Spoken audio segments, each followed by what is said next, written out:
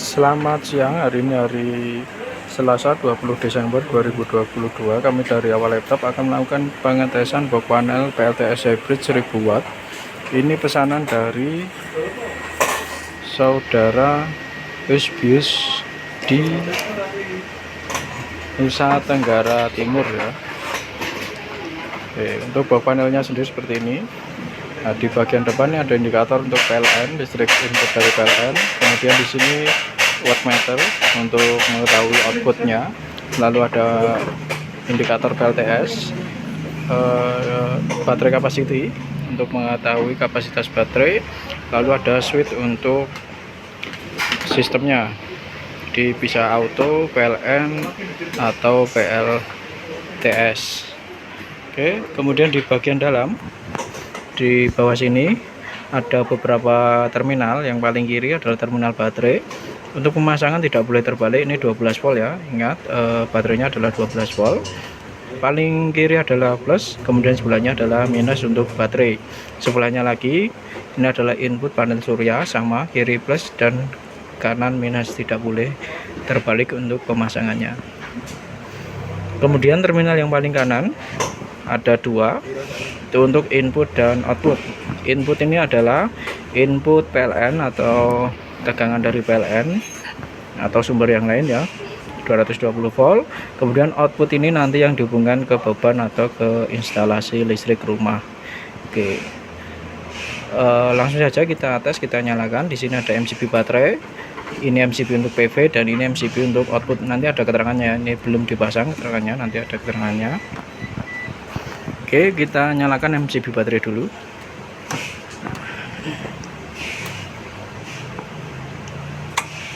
Oke, kalau di bawah itu ada LED merah di bawah, kita ulangi ya. Ulangi. Nah, kita lihat di LED merah di bagian bawah itu. Kalau sudah menyala keduanya, dua-duanya sudah menyala, artinya output sudah ada output 220 volt ya. Dari PLTS maupun dari PLN sudah tersedia. Nah, kita nyalakan MCB output di sini.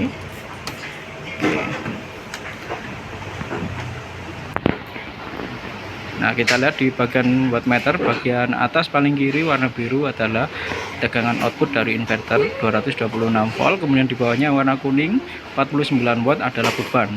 Untuk saat ini kami memberikan beban berupa kipas. Nah, di sini kipasnya. Ya, kami memberikan bebannya berupa kipas ya. Di untuk terminal output sudah kami hubungkan dengan beban berupa kipas dengan beban kurang lebih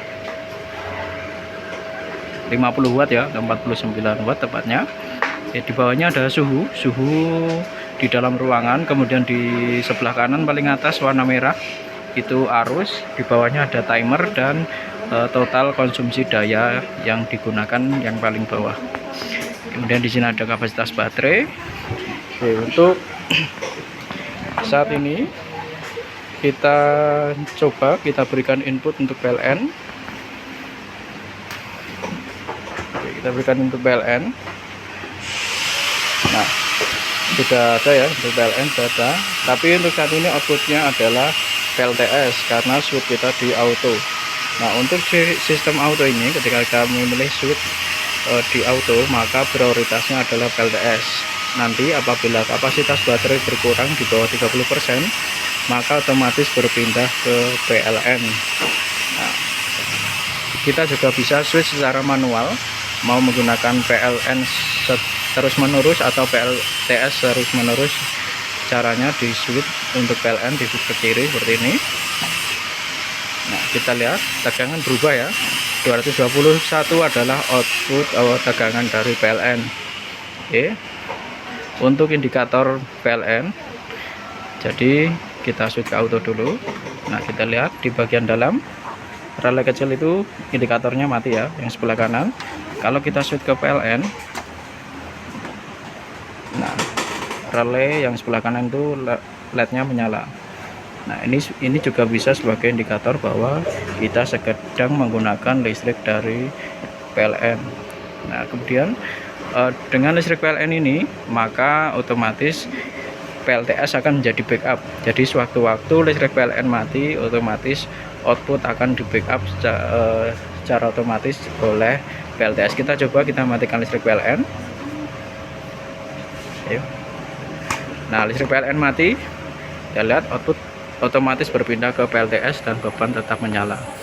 Jadi ketika listrik PLN menyala lagi, menyalakan, akan kembali ke PLN lagi.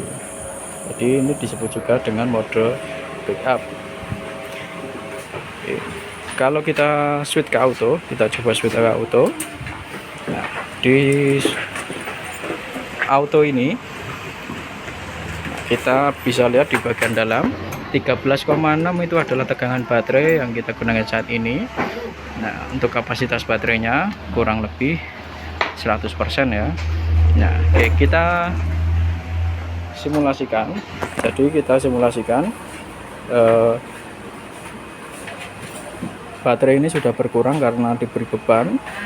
Nanti apabila kapasitas baterai kita berkurang sampai di bawah 30% atau kisaran 11,3 volt dari tegangan baterai, maka output akan berpindah ke PLN. Kita coba, kita turunkan tegangannya.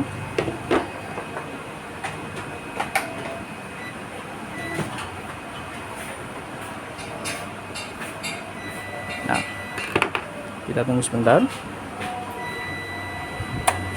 Oke, listrik dari PLTS atau inverter sudah mati. Kita lihat di bagian depan. Nah, PLTS mati, otomatis PLN akan membackup ya. Jadi beban tetap menyala. Apabila nanti dalam kondisi ini baterai habis, switch ke PLN, kemudian tiba-tiba listrik PLN padam, kita simulasikan listrik PLN padam. Nah, kemudian kita membutuhkan penerangan, kita bisa switch secara manual ke PLTS seperti ini. Oke.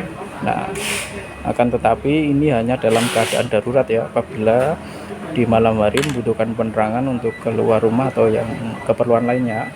Jadi ini bisa dimanfaatkan seperti ini, tapi ini tidak disarankan karena akan menguras total energi dari baterai ya. Jadi nanti baterai itu dibatasi maksimal penggunaannya sampai 30%, artinya minimal ya, maksudnya minimal 30%. Di bawah 30% akan di switch ke PLN untuk menjaga agar baterai awet, jadi tidak mudah drop ya nanti baterainya. Oke, kita simulasikan lagi nanti kalau sudah charging dari PLTS kemudian baterai terisi. Saat ini kan tadi kita simulasikan bahwa baterai habis ya, di bawah 30%. Nah, inverter mati. Nanti ketika terisi di atas 12,6 volt, di atas 13 volt ya maksud saya, di atas 13 volt, nanti inverter akan menyala lagi atau PLTS akan menyala lagi, dan secara otomatis listrik akan berpindah atau output akan berpindah ke PLTS kembali.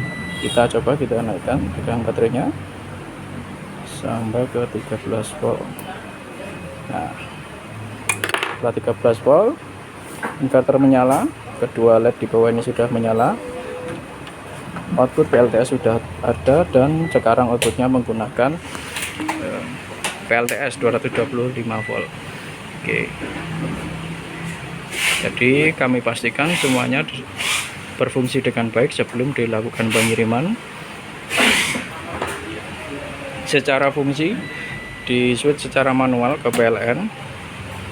Oke, ini PLN ataupun ke PLTS juga normal ya, secara otomatis juga normal. Jadi kami pastikan semuanya dalam keadaan baik sebelum melakukan pengiriman. Oke, untuk pengetesannya sampai di sini, kurang lebihnya mohon maaf.